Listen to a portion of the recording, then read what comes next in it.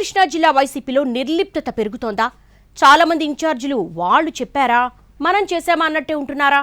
క్షేత్రస్థాయి యాక్టివిటీ విషయంలో ఏమాత్రం చొరవ తీసుకోని నేతల లిస్టు సిద్ధమైపోయిందా? వాళ్ళందరినీ సెట్ చేసేందుకు కూడా స్కెచ్ రెడీ అవుతోందా? అసలు కృష్ణా వైసీపీలో జరుగుతున్న పరిణామాలేంటి?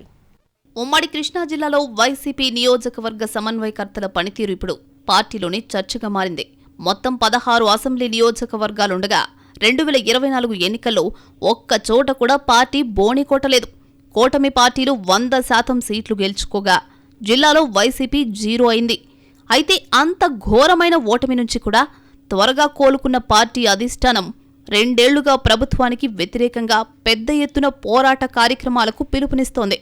కానీ ఉమ్మడి కృష్ణాలోని నియోజకవర్గాల ఇన్ఛార్జీలు చాలామంది అధిష్టానం పిలుపునిచ్చిన స్థాయికి తగ్గట్లుగా స్పందించడం లేదన్నది పార్టీలో అంతర్గతంగా జరుగుతున్న చర్చ. ఈ వ్యవహారం పెద్దల దృష్టికి కూడా వెళ్లిందట. దీంతో వివిధ నియోజకవర్గాల ఇన్ఛార్జీలు స్థానిక నేతల పనితీరుకు సంబంధించిన ఫీడ్బ్యాక్ రిపోర్ట్స్ తెప్పించుకుంటున్నట్లు తెలుస్తోంది. నియోజకవర్గాల్లో ఎమ్మెల్యేల అక్రమాలకు సంబంధించి స్థానిక పార్టీ నేతలు అనుకున్న స్థాయిలో రెస్పాండ్ అవ్వడం లేదన్నది ఫ్యాన్ అధిష్టానం అభిప్రాయం. కేవలం కొన్ని నియోజకవర్గాల్లో మాత్రమే ఇన్ఛార్జీలు అనుకున్న స్థాయిలో స్పందిస్తున్నారని, ఎక్కువ చోట్ల సైలెంట్ మోడ్లో ఉండడంపై ఆరా తీస్తున్నారట. ప్రధానంగా మచిలీపట్నం రాజకీయాలు గతంలో లేనంత హాట్గా మారిపోయాయి. ఇక్కడ నిత్యం మంత్రి కొల్లు రవీంద్ర, మాజీ మంత్రి పేర్ని నాని వర్గాల మధ్య నువ్వా నేనా అన్నట్లు ఉంటోంది. మంత్రికి వ్యతిరేకంగా గళం విప్పుతున్నారు పేర్ని. నియోజకవర్గంలో ప్రభుత్వ విధానాల వల్ల ప్రజలకు ఇబ్బంది కలిగితే వాటిపై కూడా క్షేత్రస్థాయికి వెళ్లి ఆందోళనకు దిగుతున్నారు. పామరులో ఇసుక, మట్టి దోపిడీ, పేకాట, చెరువు తవ్వకాల మీద మాజీ ఎమ్మెల్యే కైలే అనిల్ ఆందోళన చేయడంతో పాటు సోషల్ మీడియాలో కూడా ఎమ్మెల్యే తీరుపై విమర్శలు చేస్తున్నారు. పెనమలూరులో ఎమ్మెల్యే బోడెప్రసాద్ వ్యవహారాలపై ఇన్ఛార్జ్ దేవభక్తుని చక్రవర్తి నిత్యం ఆందోళన చేయడం ద్వారా ఎమ్మెల్యే కంట్లో నలుసుగా మారారు అనేది లోకల్ టాక్. అటు నందిగామలో Monditoka brothers versus MLA Thangirala Sowmya అన్న విధంగా వ్యవహారం మారింది.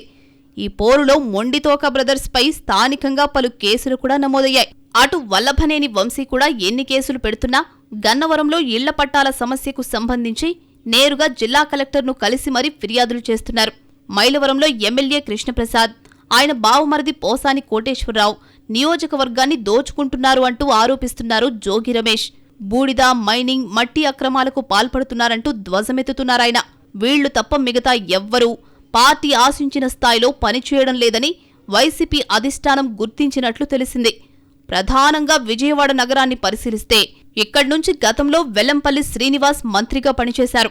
కానీ అధికారం కోల్పోయిన దగ్గర నుంచి ఆయన పార్టీ ఆదేశించిన కార్యక్రమాలకు మాత్రమే పరిమితమవుతున్నారు తప్ప నియోజకవర్గంలో పెద్దగా ప్రత్యక్ష ఆందోళనలు నిర్వహించడం లేదని నాయకులే మాట్లాడుకుంటున్నారు.